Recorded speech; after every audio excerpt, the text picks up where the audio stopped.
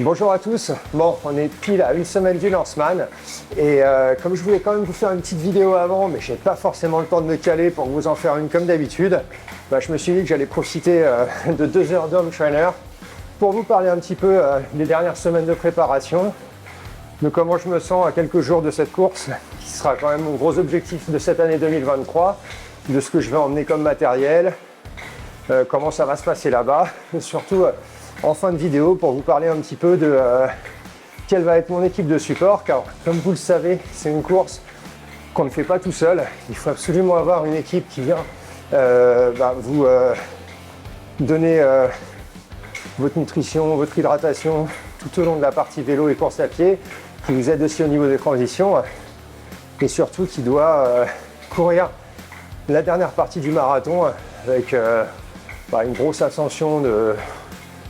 Bon, au total, sur le marathon, on est sur 1800 mètres, donc je crois qu'il y a quand même plus de 2000 mètres sur la fin. Donc ça, je vous en parle en fin de vidéo, parce que je pense que j'ai réussi à mettre en place une très belle équipe de support. Alors, niveau préparation, honnêtement, c'est pas la préparation la plus chargée, la plus grosse que j'ai fait pour une course. D'ailleurs, si on regarde la moyenne de ces dernières semaines, elle tourne vraiment entre, on va dire, 15 et 20 heures. C'était pas non plus aussi gros que ce que j'avais pu mettre pour d'autres courses format Ironman, mais au final il y a aussi un autre élément qui a beaucoup joué, c'est le dénivelé. Comme vous avez vu, j'avais fait un stage en Embrun il y a quelques semaines et là clairement le dénivelé, il y en a eu beaucoup. Nécessairement ça va aider pour le Norseman, et il y a aussi un autre élément, c'est la chaleur, parce que là, j'ai une clim derrière, j'ai un ventilateur là, et là ça va, c'est vivable à l'intérieur, mais à l'extérieur, il fait entre 33 et 35 degrés, une humidité de malade, c'est vraiment insoutenable, et ça fait que même une séance qui n'est pas censée être très difficile, ça passe difficilement. Il y a pas mal de séances que j'ai échoué ces dernières semaines. Pas parce qu'elles étaient trop difficiles, mais juste parce qu'un effort qui, on va dire normalement, voilà, est un effort relativement modéré, ça me fait exploser le cardio. J'arrive au bout de 10 km tempo au bout de ma vie. Donc voilà, c'était aussi une des raisons pour lesquelles le volume a été finalement relativement limité. Mais normalement, cet entraînement dans ces conditions-là, j'espère que ça devrait aider à bien performer dans un climat beaucoup plus froid. Et clairement, là, les températures qu'ils prévoient, c'est entre du 7 et du 13 degrés. Donc ça, c'est au niveau de la mer. Sachant que dans les 20 premiers kilomètres, on monte sur un plateau. On va se retrouver à 1200 mètres. Donc on peut compter, allez, on va dire une dizaine de degrés en moins. Je ne sais pas combien il fera là-bas, mais on va être assez proche de zéro, je pense. Ça risque de piquer, mais en se trouvant, normalement, il ne devrait pas y avoir de difficultés. Donc niveau prépa, comme je vous disais, tout se passe bien, il n'y a pas de blessure, il n'y a pas de douleur. La petite chute avant l'Ironman Texas, c'est du passé. Je pense que là, vraiment, tous les voyants sont au vert. La seule chose, c'est que forcément, ça ne met pas trop en confiance le fait de ne pas réussir toutes ces séances, alors même que c'est des choses qui normalement devraient passer facilement. Mais bon, il y a des explications, et là pour le coup, c'est vraiment lié à la météo. Et petit aparté, je pense que c'est aussi une des explications au final. Je me rends compte que sur les dernières courses, il y a toujours fait un temps relativement chaud avec pas mal d'humidité, ou alors juste de la chaleur. Mais c'est pas vraiment les courses où j'ai performé le mieux. La meilleure course pour moi, ça reste l'Ironman Tallinn. Et en 9, je sais plus, 9h20, autour de 9h20. Et il faisait froid en fait. Il pleuvait, il faisait froid. Mais voilà, ça m'a pas pour autant affecté comme la chaleur peut le faire. Donc là, pour le Norseman, j'espère qu'avec un temps beaucoup plus frais, ça va me mettre dans de bonnes conditions pour réaliser une belle course. En termes de parcours, on aura l'occasion d'y revenir, mais c'est une distance Ironman, donc 226 km, 3 km 8 de natation, 180 de vélo et un marathon. Alors la particularité, c'est naturellement les conditions météo qui peuvent être super changeantes. Il peut faire très froid comme il peut faire 25 degrés. Quand je dis très froid, c'est 0 degré, clairement, ou voire moins, avec une natation dans une eau, on va dire autour de 13 degrés. Ce qui n'est pas un problème en soi, à partir du moment où on se couvre bien, on se protège bien, parce que c'est pas uniquement le fait de supporter la température, c'est aussi le fait de fournir un effort, de maintenir sa chaleur corporelle et de le faire pendant 3800 mètres. Et après, on est parti pour 180 km. Il y a plus de, je crois qu'on est sur du 3005 de D+, à plus ou moins 100 mètres près. Dans les 20 premiers kilomètres, on monte à peu près, si je dis pas de bêtises, 1000-1200 mètres pour arriver donc sur un plateau. C'est là où la température risque de faire mal. Et c'est là aussi où, pour moi, ça va être la plus grosse difficulté. Parce que forcément, le D+, c'est pas trop mon truc. Je l'ai vu à nouveau en moins. Alors, il y avait la chaleur qui aidait pas, mais ça reste quand même quelque chose de particulier pour moi. Donc après ça, il reste encore un petit peu plus de 2000 mètres répartis sur les 160 km. Là, ça va, il y a, je crois, deux petites bosses vers la fin, mais c'est pas non plus une énorme ascension comme ça. Donc ça va être assez roulant. L'inconnu, ça sera le vent. J'espère qu'il n'y en aura pas trop. Ça sera la météo aussi. Ça ne me dérange pas qu'il fasse froid. C'est pas vraiment gênant, il suffit de se couvrir. Ça sera un petit peu plus gênant s'il pleuvait.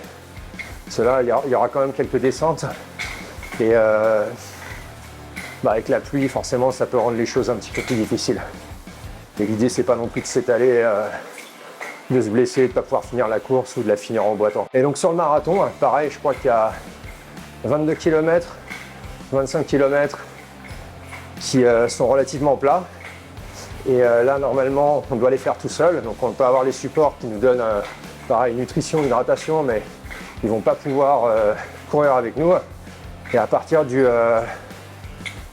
22, 25, 27e, je ne sais plus exactement, il faudra quand même regarder avant la semaine prochaine. Là, on a la possibilité d'être accompagné par les supports en courant. Donc ça, c'est plutôt cool.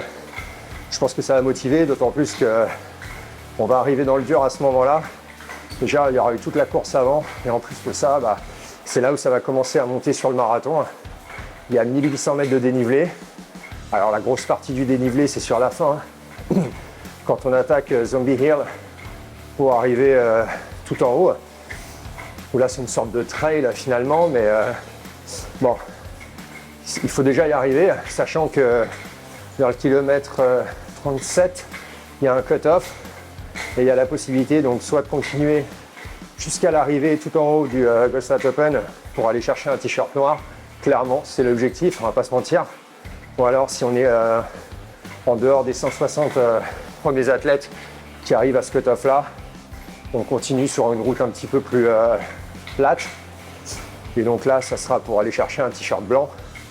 Mais très clairement, on va oublier cette option. On va plutôt se concentrer sur le t-shirt noir.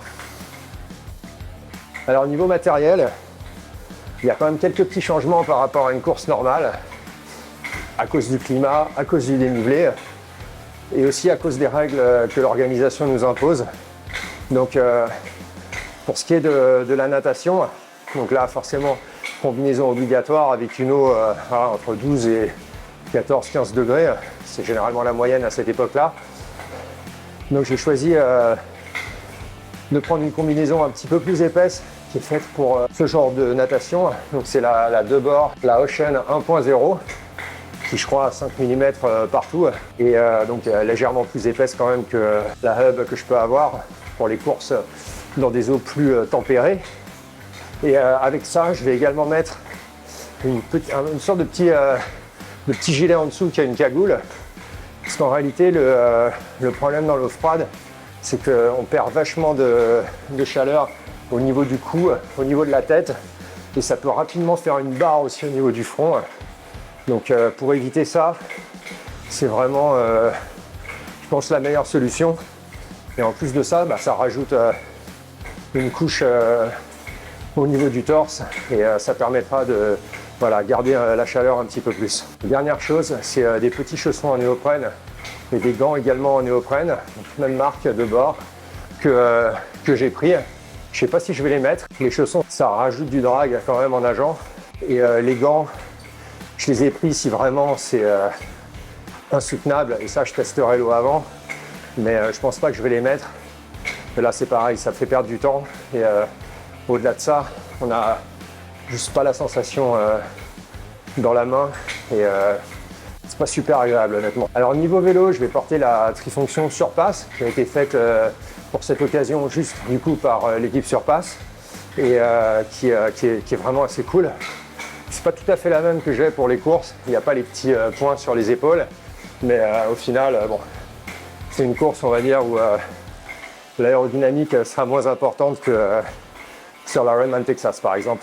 Mais en tout cas, niveau confort, elle est top et en termes de design, ça reprend un petit peu mes logos en insérant aussi les logos du Norseman, le parcours dans le dos, donc vraiment assez sympa et super content de faire partie de l'équipe Surpass, Trimtex pour cette course que je remercie encore parce que c'est au final grâce à eux que j'ai eu ce slot là pour y participer. Alors à la différence de ce que je fais en course normalement, je vais mettre des chaussettes, donc c'est des chaussettes Compress Sport qui sont censées avoir un petit composant aéro qui monte légèrement.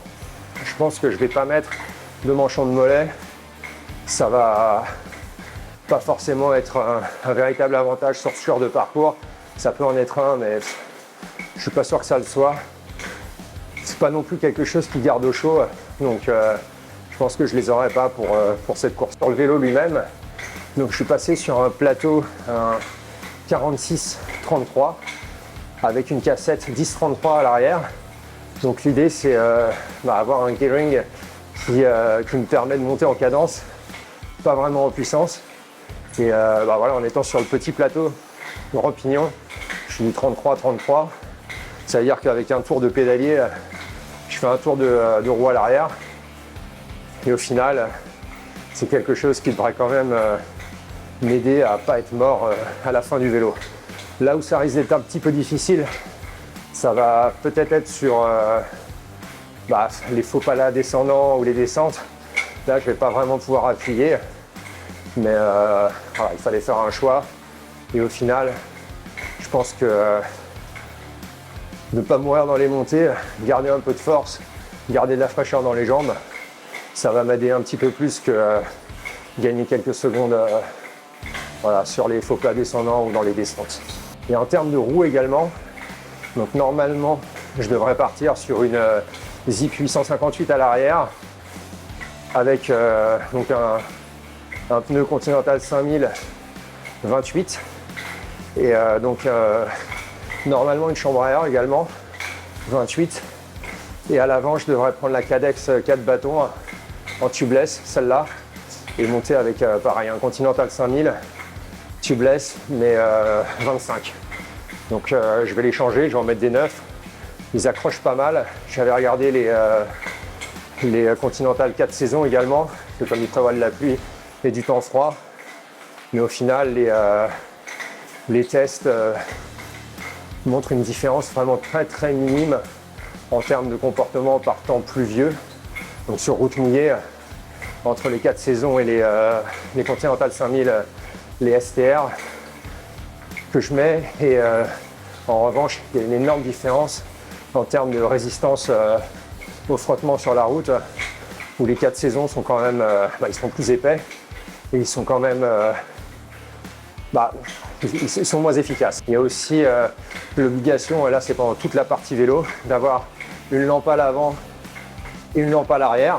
Et dernier point sur le vélo, j'ai choisi finalement les Wahoo Speedplay Power Link pour avoir la puissance donc lors de cette course là, parce que le plateau que j'ai pris, comme je vais a priori juste l'utiliser pour cette course, n'a pas de potentiomètre intégré, donc il m'en fallait un externe. Sur la dernière portion de la course à pied, il faut absolument avoir un sac à dos, donc à la fois pour les athlètes et également pour l'équipe qui court avec. Et dans ce sac à dos, il y a toute une liste de matériel qu'il faut avoir. Donc ça va être une veste avec capuche, imperméable, un pantalon pareil, donc avec les coutures recouvertes, que l'eau passe pas. Il faut avoir des gants, un bonnet. Il faut avoir une sorte de sac de survie. Il faut avoir une sorte de petite trousse de secours avec des bandages, des pansements, ce genre de choses-là. Une lampe frontale. Il faut avoir son téléphone portable avec soi. Il faut une carte de crédit. Il faut de la nourriture. Il faut de l'hydratation. Et ça, c'est quelque chose qui sera vérifié donc, par l'organisation. Et alors du coup, le point qui est certainement le plus intéressant, qui est-ce qui va m'accompagner pour cette aventure un peu hors du commun? Alors déjà, il y aura Sandra qui me supporte au quotidien, qui me supporte pendant les courses et qui va également me supporter dans tous les sens du terme, également pour le Norseman. Ça va? Putain, c'est la mort. Ouais. Et puis mon deuxième support, qui pour le coup va également être vidéaste pour cette course-là, pour capter de belles images, pour produire de belles vidéos, un beau documentaire sur cette course. Si vous avez YouTube ou Insta, si vous vous intéressez de près ou de loin au triathlon ou à la course à pied, il y a très forte chance que vous en ayez entendu parler. Donc on a couru l'Ironman de Tallinn ensemble, on s'est qualifié pour Kona à ce moment-là. On a couru les championnats du monde Ironman à Kona ensemble. On a également couru les championnats du monde Ironman 70.3 à Saint George ensemble. Et donc il s'agit de Tristan de la chaîne Iron Human. Eh bien oui, je vais accompagner Richard sur le Norseman. Le Norseman, c'est une course emblématique du triathlon. Quelques courses comme ça qui ont marqué l'histoire, le Norseman, Kona. Et c'est vraiment un plaisir de partager ça avec lui. Pour moi, le sport, le triathlon, certes c'est une aventure personnelle qui nous permet de nous développer en tant qu'humains, mais c'est aussi du partage. Et c'est d'ailleurs dans le partage qu'on s'accomplit réellement. Toute l'expérience qu'on engrange, c'est à partir du moment où on le restitue qu'on finit vraiment notre apprentissage personnel. Donc personnellement, le triathlon, pour moi cette année, je mets un peu ça de côté, mais j'ai toujours le plaisir de pouvoir aider les copains quand eux sont dans la galère. Voilà. Parce que Richard, je te l'annonce, ça va pas être facile pour toi, mais tu peux compter sur moi pour que ça se passe au mieux et pour te pousser dans les moments difficiles. Donc j'ai hâte de faire cette aventure avec toi, j'ai hâte d'y être et j'ai hâte de vivre ça à tes côtés. On y va. Et honnêtement, je pense qu'avec Sandra et Tristan, ça va être une super expérience. Ça va être une course un peu hors du commun. Et j'ai vraiment super hâte de pouvoir vous en parler plus en détail et de vous faire un petit débrief sur cette expérience. Bon, merci à tous. Moi, je vais finir ma séance et je vous dis à très bientôt en Norvège pour les suites de cette aventure.